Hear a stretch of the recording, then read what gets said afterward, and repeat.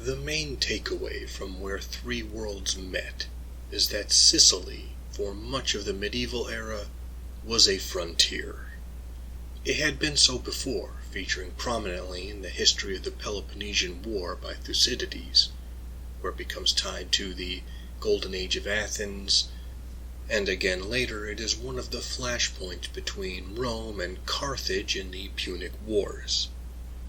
After the fall of the Western Roman Empire, there is nearly 1,000 years where Sicily, positioned in the middle of the Mediterranean, became a meeting ground and borderland of three different political and religious civilizations.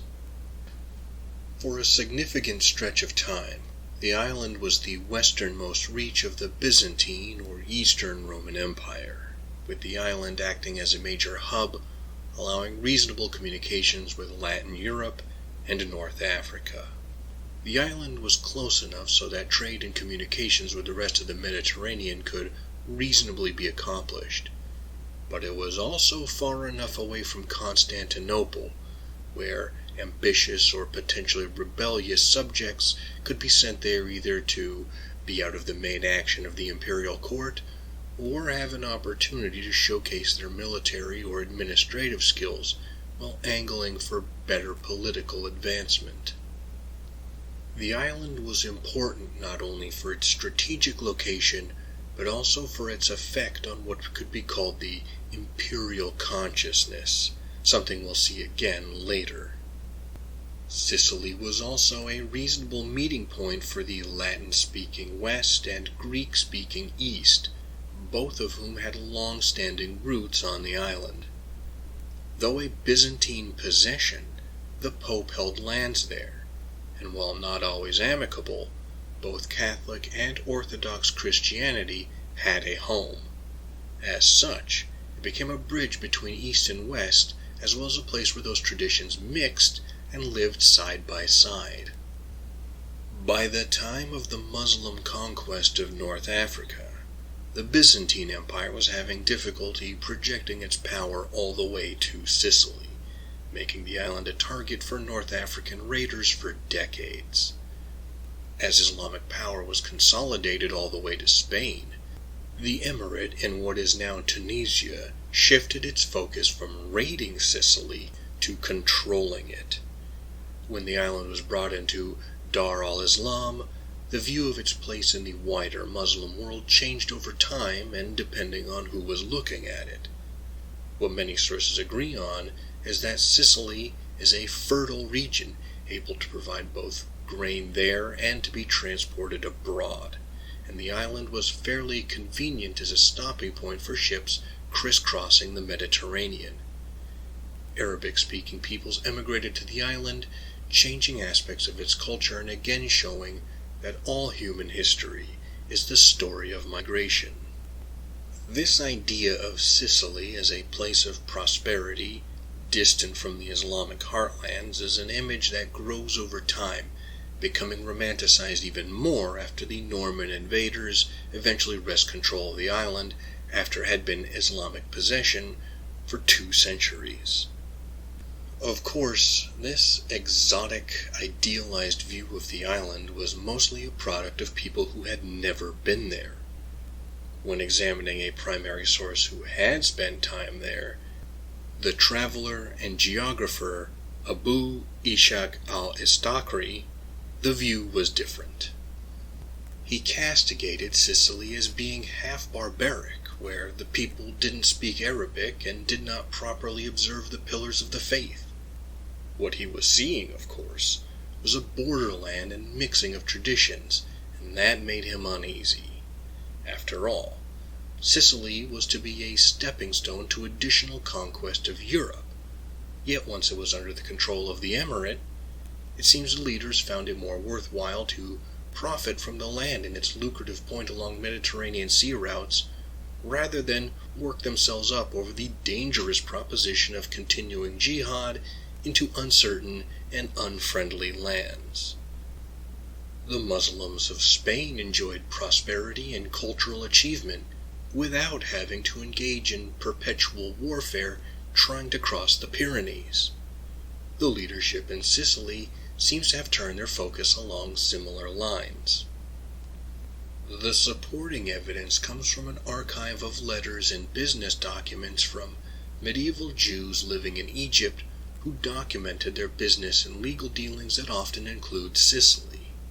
The recorded evidence shows the practical interest in the island and what its connections across the Mediterranean meant for regular people who were engaged in regular human activities like trade, marriage, education, and pilgrimage. These sources also provide some contrast to other Muslim views of Sicily, which had different perspectives.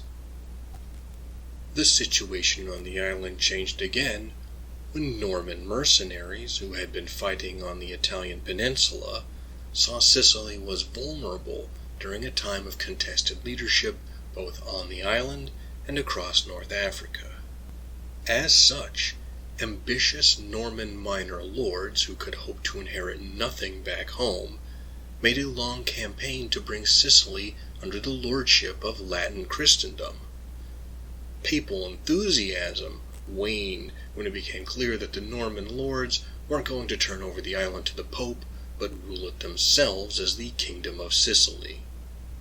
What's more, Muslims were not only allowed to stay on the island and practice their faith, but also for some time they were given positions of prominence and authority within the court. Just as the Normans had blended their culture when settling northern France, so too their descendants engaged in a measure of cultural syncretism again in the Mediterranean, poaching Muslim talent, as it were, to build a stable, prosperous kingdom that already had successful connections to North Africa and the Middle East. The documents and Norman record-keeping from this time shows that rather than a far-flung possession, they saw Sicily as near the center of the world, and it would be the center of their new kingdom that would be a gateway to other important parts of the world, like Jerusalem. The historical record shows their dreams did not win out in the long term, but it was another transitional point with Sicily again being the frontier. There is a lot to be learned and enjoyed with this book. It is a scholarly work, and Davis-Secord takes her position seriously, presenting evidence and explaining the limits of what we can know, while also clearly delineating what is within the sources and what is conjecture that can be drawn from them.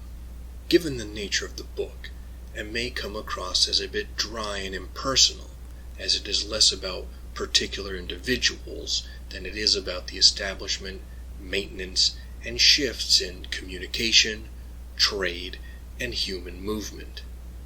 Nonetheless, I think it shows the world and the cultures around the Mediterranean were not static nor as homogeneous as we first think, as even within peoples and cultures that are often portrayed as monolithic, the recorded evidence shows competing beliefs and ideas.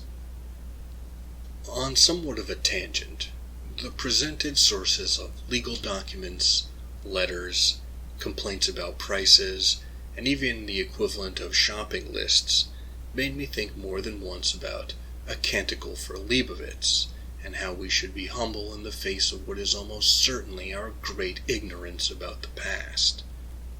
Again, Davis-Secord is careful to point out many times that there is a threshold to what we can know from the limited reliable records available. Nonetheless, I found this book to be a focused, worthwhile bit of history that should appeal to anyone interested in medieval history. But what do you, the audience at home, think? Are you familiar with this book or similar works? Does it sound like something you'd pick up for Nonfiction November or any other time? Feel free to share your thoughts in the comments. Thank you for taking the time to listen to my peculiar notions. If you appreciate this channel and want to support it, you know what to do. You can also take a moment to like, comment, share, and subscribe to the channel of another YouTube creator you enjoy, or the algorithm will erase their channels from the historical record. Until next time, read some good history, live, and be well.